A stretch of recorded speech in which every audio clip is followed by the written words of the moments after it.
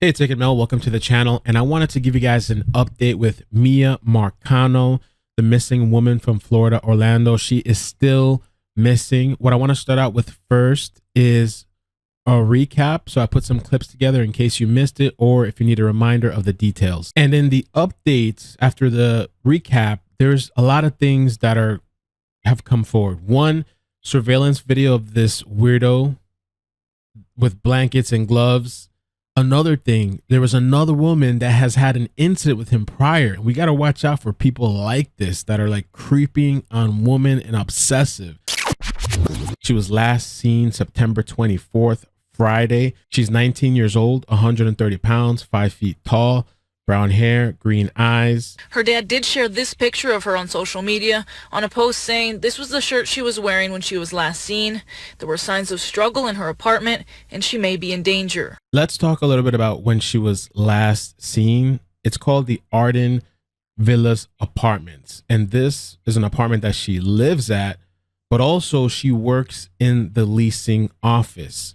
Now that day she was working, according to the news articles, and she was last seen around 5 p.m. around the leasing office area.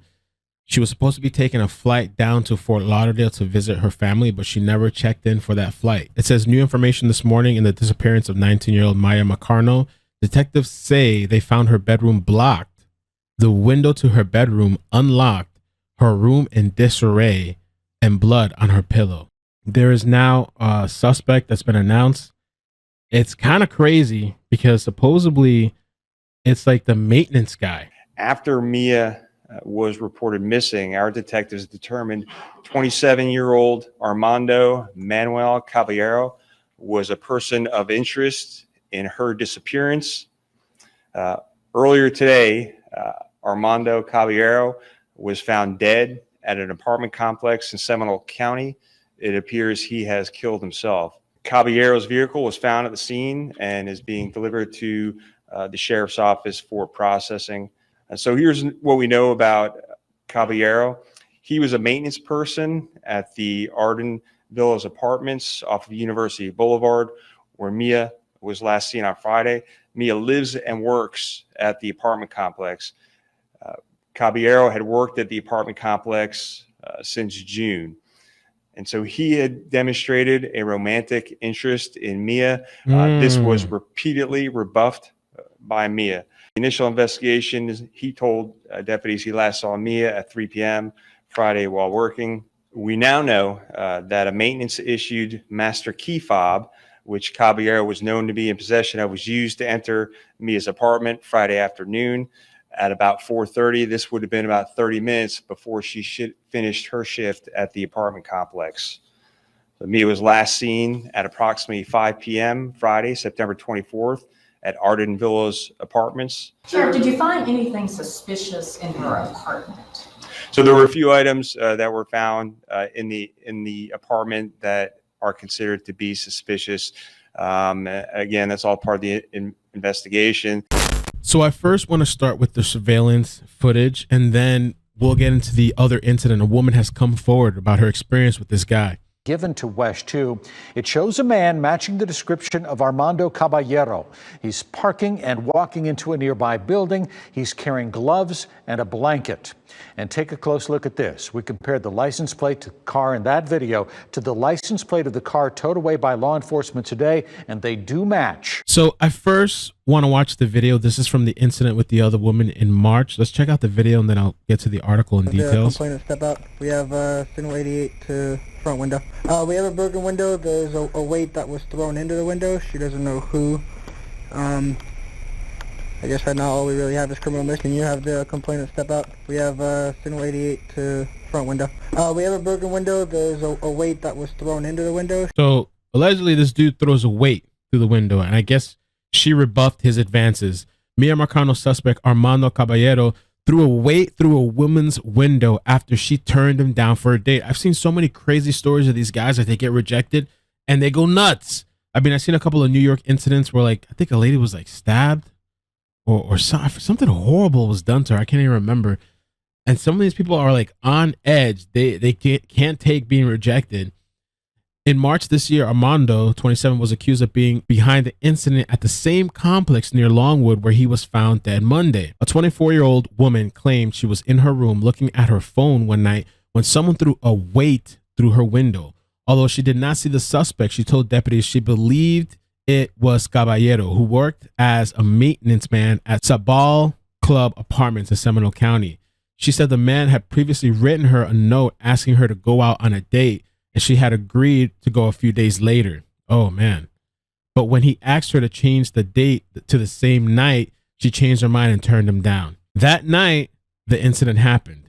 However, investigators could not officially link Caballero to it, and no charges were filed in the case. It is not clear how long Caballero worked at the apartment complex after the incident, and we know about Miya and her horrible situation, still missing. And it says they're speaking to the son. Mia's cousin said Caballero was obsessed and infatuated with the teen, was constantly texting her despite Miya making clear she was not romantically interested in him. Police have been searching garbages and storage units for the missing teen. Miya was taken against her will. Miya was taken out of her room, which is possible since the door was blocked and the window was open. Did he take her out through the window? He was in possession of the master key. He entered Mia's apartment 30 minutes before she got off of work. He was in there at 4:30. She gets off at 5. And I guess he was waiting and ambushed her. It also makes me think of the other woman, Mercedes Moore. So there was actually somebody apparently that encountered him that day. While they waited for police to arrive, Westmas encountered Caballero outside. As she explained, he was trying to leave. His lights were off. He said, "Are you looking for Miya?" I said, "Who are you?" He said, "I'm the maintenance guy. I heard you're looking for me." I didn't know who this guy was at the time. Mia's cousin said the family found the encounter weird because they hadn't yet publicized Miya was missing. The teen's father, Marlon, then approached Caballero and asked if he had been in contact with his daughter. The cousin said Caballero was acting skittish and seemed quite nervous. He answered a series of questions from police, claiming to them he had last seen her at 3 p.m. on Friday before leaving. Caballero was known as the main person of interest, and now we know that he did what he did to himself. They had a vigil October 1st, yesterday, Friday, and this is Mia's grandmother speaking. Wherever she went, she always had Teddy. That's what she called him. And for them, when they went in her apartment and saw that Teddy was there, we knew that something definitely was wrong.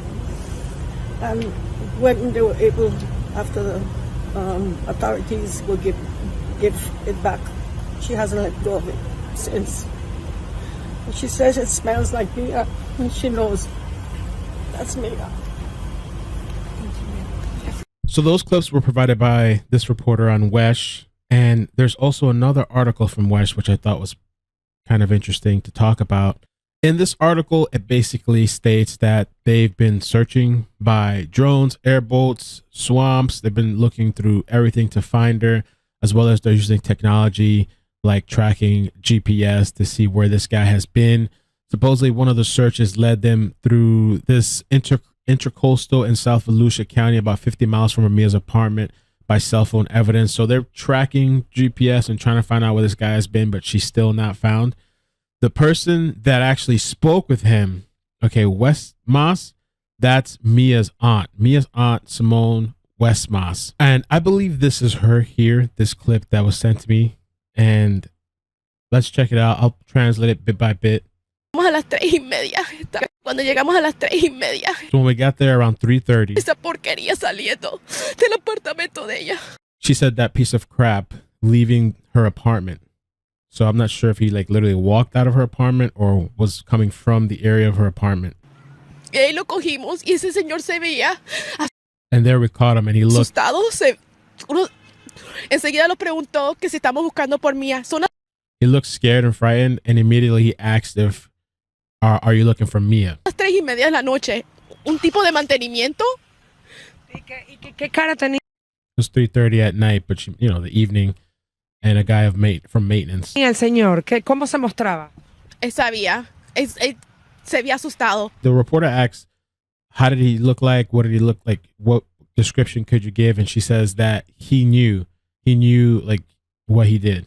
Como lo veíamos, él se veía asustado. ¿Dónde estaba él And frightened. parado exactamente? Saliendo por atrás del apartamento. And where was he standing? She says that he was coming out from behind her apartment, which the family believes, and this what kind of seems logical, is that he took her out through that window. I'm thinking so nobody could see, instead of going out the front door. De ella, por atrás, por la ventana, Through the window from the back. por atrás. Y en ese momento ustedes no sabían que él era la persona que le escribía a ella. No, porque nosotros pensábamos que era como viven muchos niños ahí. And she's asking at that time, you guys didn't know that this is the person that's been writing her over and over.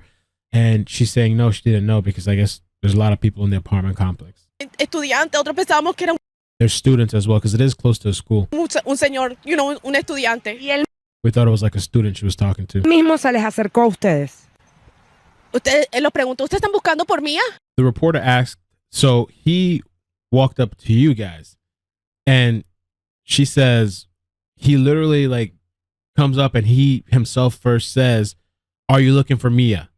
¿Y quién eres tú? ¿Cómo sabes que estamos buscando por Mía? No, me llamó a la oficina y me dijeron. And then they ask, well, who are you? And how do you even know that Mia's missing or why are you looking for Mia? And he starts making up this thing where, the office told me. Que ustedes estaban buscando, que me estaban buscando por Mía. ¿Y tú qué haces aquí? No, yo vengo, no sé ni lo que dijo. Ay, no. She's like, I'm not even really sure what else he said after, but he was pretty much trying to cover up for why he was asking for her and why he was there. ¿Ustedes qué hicieron en ese momento? ¿No reportaron esa actitud? Llamamos a la policía. The reporter asks, at that moment, what did you guys do? And she's saying that we called the police. Llegó la policía. The police came. ¿Y el qué hizo? La policía lo sacó de carro. I think she said the police got close to the car. Y le preguntaron unas preguntas. They asked him some questions. Y lo dejaron ir. Oh, wow. And she says they let him go after. While recording this, apparently I did another sweep and check of information, and they believe that Mia's actually found. This has got to be, just devastating for the family. Mina said that what they believe to be Marcano's body was found in a wooded area of Timber Scan on Lake Condominiums, 10:45 a.m. Saturday. We're going to watch, there's a press conference as well. We're just going to watch it here together. It says here, an official identification has not been made by the medical examiner, but Mina said they are very confident it was Marcano. He said a purse with her identification and belongings was found with the body. Marcano had been attending Valencia College in Orlando. She had moved there from Pembroke Pines, where she was a graduate of Flanagan High School. And I pulled up the map location too, as far as how this is the Lake Condominiums by Timber Scan, and then she lived at Arden Villas. I don't know if they probably did it by GPS. Maybe that's how they were able to find the location, by checking the places that he's been. It's about 20 miles, 30-minute drive. It's really not that far. So good afternoon. Obviously, this is not the update that I wanted to give to everyone today. Earlier today, the Orange County Sheriff's Office Emergency Response Team was searching the area of Timber Scan Apartments that's off of South Texas Avenue in Orange County. And that's when they discovered a body we believe to be that of Miya Marcano. About an hour ago, detectives notified Mia's parents of our tragic news. Our hearts are broken. I told you Thursday that hundreds of Orange County Sheriff's Office personnel were committed to this case and working very hard. Everyone wanted this outcome to be different. So why were we at Timber Scan Apartments? So cell phone records showed us that Caballero was in or near the Timber Scan Apartments on Friday evening between 8 and 9 o'clock. That's the evening that she was reported missing. And he was there for about 20 minutes. Nothing in the records indicate that he ever returned there prior to killing himself. So we sent search teams out first thing this morning. That's when they found what we believe to be Mia. And although we are very certain of the identity, the positive identification will have to come from the medical examiner's office. At this time, we cannot identify a cause of death, so I don't want to speculate on that. The most important thing right now is that unfortunately we we have found what we believe to be the remains of Miya. So I know many of you were in New Smyrna Beach yesterday, as we were there for a day and a half. And the reason we were so focused on that area is because, again, cell phone records directed us to that area and indicate the most activity in New Smyrna Beach. In fact, he was there Saturday morning of the 25th between 3 and 4 a.m. for about an hour in that area. So that's why we were there for so long and focused a lot of our efforts there. So, as a community, as a sheriff, as a father, obviously we are grieving the loss of Miya. Again, we can't imagine the pain and anguish that Miya's parents, their family, the loved ones, and the friends, and really our entire community have gone through and will continue to go through. On behalf of the men and women of the Orange County Sheriff's Office, we offer our deepest condolences to Miya's parents, her family, and our loved ones. So I'll take some questions at this time. Start over here. We found court records indicating that Caballero's family actually lived at Timberscan at one point. Can you confirm? Yeah, so that's what I'm being told, that he had lived in Timberscan apartments at one time. It took so long to get to that Timberscan area. When did that cell phone data come in?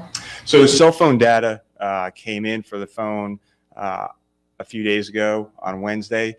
And remember, we had asked for 6 months of cell phone data for Caballero, and that data put him all over Orange County, Seminole County, Volusia County. That night, he had been in downtown Orlando. He had been in the Paramore area. Obviously, he had been in both Orange County near the apartment complex, at the other apartment complex in Seminole County, and of course, Volusia County. And again, the reason we were so intense and focused on the New Smyrna Beach area was because he spent the longest amount of time there. He was there for an hour in a marshy, wooded area. If you can explain the circumstances, how you found the body, the time, and the details. Yeah, so Miya was found, or what we believe to be the remains of Miya was found about 10:45 this morning in a wooded area in the area of Timberscan Apartments. What exactly was it that led to her? Was it a dog that maybe has a scent? Was it someone who spotted something? So it was members of the emergency response team as they were doing their walkthrough of that area, like you've seen us do in all of these 30 plus searches. They were walking and found what we believe to be her body. A purse with Miya's identification was found near the body as well. I know you have been looking for the cell phone as well. Was that there? Did that help track it down?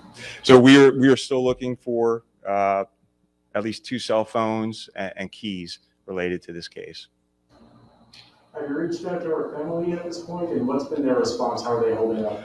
Yeah, so the family has been talking with detectives and victim advocates. Obviously we're filling them in on everything that we have learned so far, and victim advocates are there to support them during this time until we have official notification, identification from the medical examiner's office. Sheriff, there's been a lot of discussion about Caballero, but there's also just been some discussion about whether he had any help. Is there anybody else right now that you are focusing on in terms of a person of interest? So we are not looking for any other people. We believe pretty conclusively that Armando Caballero is responsible for this crime, and there is not any other person or persons that we are looking for in this case. Everybody good?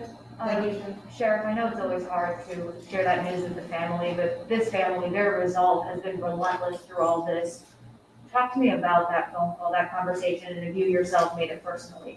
So our detectives were the ones who notified the family, and I can tell you, I've spoken to the family. I've spoken to friends of the family on a constant basis this entire week, and so have our detectives.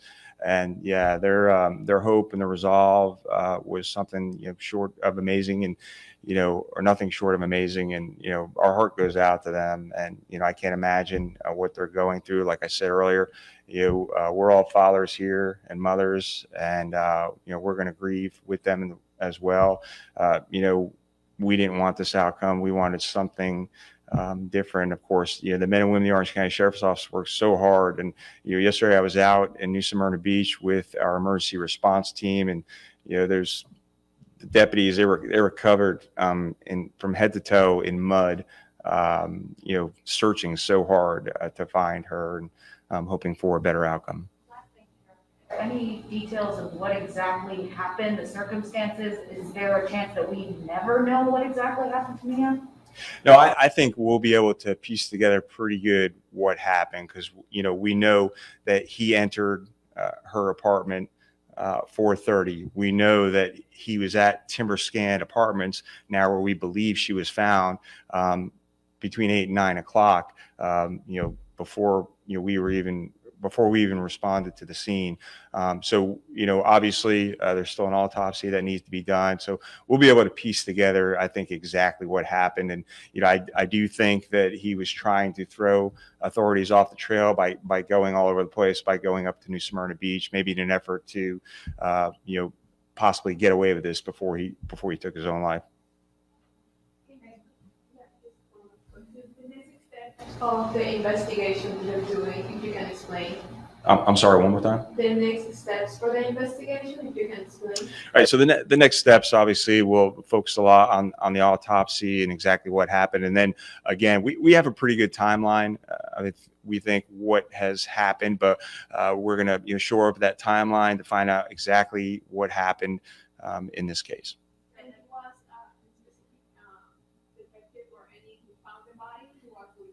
Yeah, so members of our emergency response team, they're specially trained to do these searches. So like you've seen from some of our footage, they kind of line up at arm's length, and they do these large searches of these areas, and they walked up on her and found the body.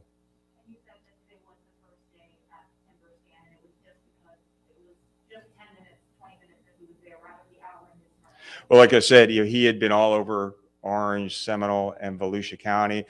So, as a matter of fact, there are several other places that we still have to search to locate evidence. So it's just a matter of searching all these different areas. Any other counties at this point, or it's been just Seminole? Yeah, it's still just Orange, Seminole, and Volusia County is the focus of our searches. Yeah, to my knowledge, yes. All right, thank you. Condolences to the family. I can't even imagine, especially just the whole thing of encountering the person that's responsible for your family member's demise, like literally having a conversation that's just insane, and the guy leaving after. It's possible too, like the cops are saying, it makes sense. This guy was probably driving through all these different places to throw them off. Maybe he, offed himself in fear of being held responsible, and I don't know. And there's a lot of weird stories like this where you hear of people just kind of stalking and looking and obsessed.